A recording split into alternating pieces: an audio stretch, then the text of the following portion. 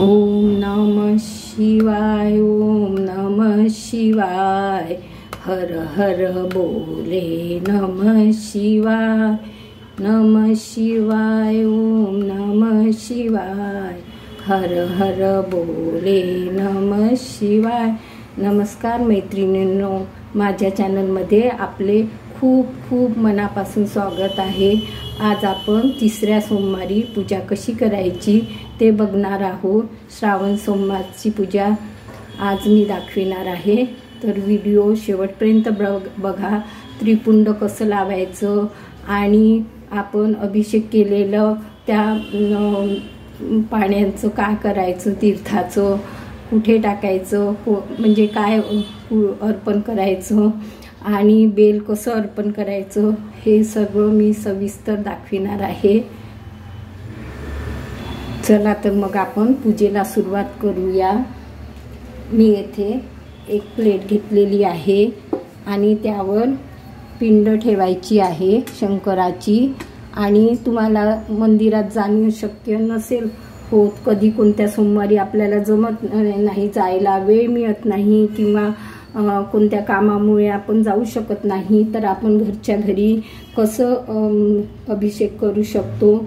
3 लोटा जल वाहायचं आहे आपल्याला शंकराच्या पिंडीवर। आज मी तुम्हाला ते दाखविणार आहे। आणि उत्तरेकडेच पिंडीचं तोंड ठेवायचं आहे, अशा प्रकारे ठेवायची आहे पिंड। मी एक पाट टाकून घेतलेला आहे, त्यावरनं मी पांढरं कापड ठेवलेलं आहे। पांढरा रंग अतिशय प्रिय आहे शंकराला। आणि दिवा पण प्रज्वलित करून घेतलेला आहे। ब्रह्मालोकचे देव ब्रह्मा आहेत आणि इंद्रदेव आपले इंद्रलोकाचे देव आहेत आणि वैकुंठ लोकाचे देवादिदेव महादेव आहेत आपले, त्यांना शतशत प्रणाम। आता आपण पूजेला सुरुवात करूया। प्रथम आपल्याला पिंडीवर 3 लोटा जल टाकायचं आहे आणि मंत्र जाप करायचा आहे। ओम नमः शिवाय म्हणू शकता किंवा ओम नमस्तुभ्यं म्हणू शकता। ओम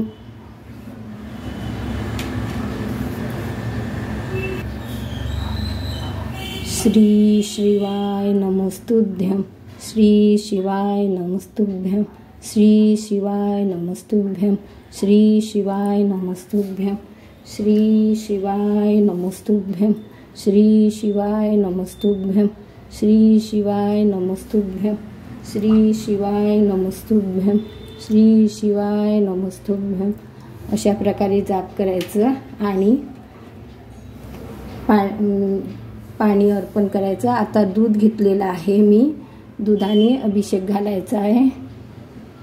श्री शिवाय नमस्तुभ्यं, श्री शिवाय नमस्तुभ्यं। ची प्लेट तुम्ही जास्त खोल घ्यायची, म्हणजे आपल्याला हे तीर्थ याद राहतं। आणि आता हे तीर्थ काय करायचं आपल्याला, हे एका बॉटलमध्ये किंवा तुम्ही वाटीमध्ये किंवा डब्यातही काढून ठेवू शकता आणि हे घरात शिंपडायचं आहे। आणि असं आपण हे तीर्थ म्हणूनही घेऊ शकतो। अशा प्रकारे पूजा करायची। आता मी मूर्तीला छान स्वच्छ कापडाने पुसून घेतलेली आहे। आता आपल्याला त्याच प्लेटमध्ये शंकराची पिंड ठेवायची आहे।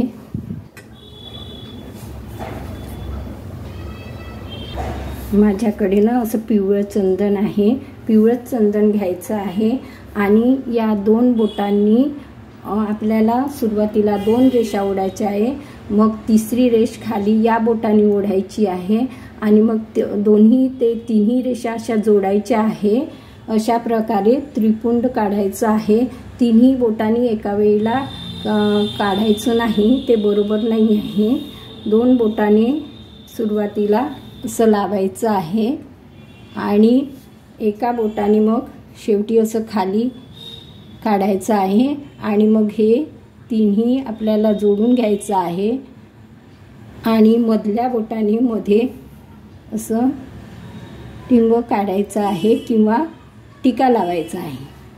आणि एक चंदनाचा बोट आपल्याला इथे पिंडीवर द्यायचा आहे एक आपल्याला गणेशजीच्या जागेवर गणेशजी इथे आहेत, इकडे सदानंद कार्तिकी आहे, इथे अशोक सुंदरी आहे मध्ये, आणि इथे जलाधारी आहे. आणि जलाधारीच्या अपोजिट पण एक आपल्याला वाहून घ्यायचं आहे चंदन. आणि नंदींच्या शिंगाला लावायचं आहे, नंदी आहे त्याच्या, अशा प्रकारे चंदन वाहायचं आहे. आता त्यानंतर आपल्याला पूजा करून घ्यायची आहे. सुरुवातीला चंदन वाहायचं, मग गुलाल बुक्का वाहून घ्यायचा आहे, अक्षत आणि धोत्र्याचं फळ वाहायचं आहे, बेल वाहायचं आहे. 5, 11, 21, 108 अशा प्रकारे तुम्ही बेल वाहू शकता. मी हे वस्त्र बनवून घेतलेलं आहे. हे वस्त्र आपल्याला वाहायचं आहे पिंडीला. आणि त्यानंतर आपल्याला ओम नमः शिवायचा जाप करत बेलपत्र वाहायचं आहे. ओम नमः शिवाय, ओम नमः शिवाय, ओम नमः शिवाय, ओम नमः शिवाय, ओम नमः शिवाय, ओम नमः शिवाय, ओम नमः शिवाय, ओम नमः शिवाय, ओम नमः शिवाय, ओम नमः शिवाय चा जाप करत आपल्याला बेलपत्र वाहायचं आहे. आणि फुलं पण वाहायची आहे. मी असे पांढरे फुलं पण आणलेले आहे, शंकराला अतिप्रिय आहेत पांढरे फुलं.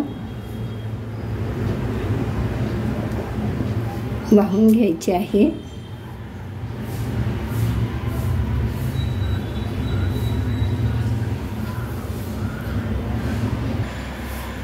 दिव्याची पण पूजा करायची आहे.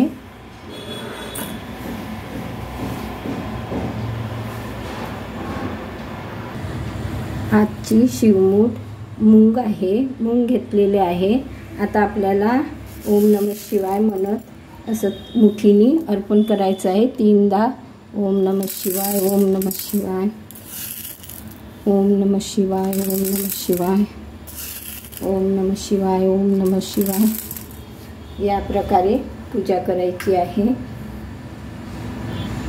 तुमच्याकडे जलाधारी असेल तर जलाधारी ठेवू शकता तुम्ही. अशा प्रकारे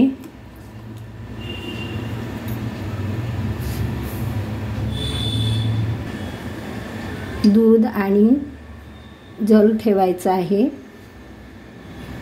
अशा प्रकारे शेवटी आरती करायची, कापूर लावायचा आणि पूजा अशा प्रकारे पूजा करायची. कशी वाटली तुम्हाला माझी साधी सोपी पूजा? पुन्हा भेटू नवीन व्हिडिओसोबत. तोपर्यंत मस्त राहा, खुश राहा, आनंदी राहा. धन्यवाद.